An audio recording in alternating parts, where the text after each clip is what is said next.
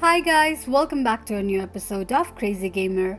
Today in this video, I'm gonna show you how you can block someone on Scrabble Go's account.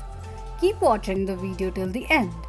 To block someone on Scrabble Go, firstly go ahead and launch open your Scrabble Go application.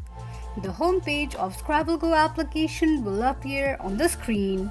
Now to block someone on Scrabble, tap on the person's name. The person's profile will appear on the screen. Click on little gear icon at the top right side of the page. From the pop-up, slide the slider of block player to the right side to block the person. This is how you can block someone on Scrabble Go's account quickly and easily just in few steps. If you have any thoughts or queries, let us know in the comments section.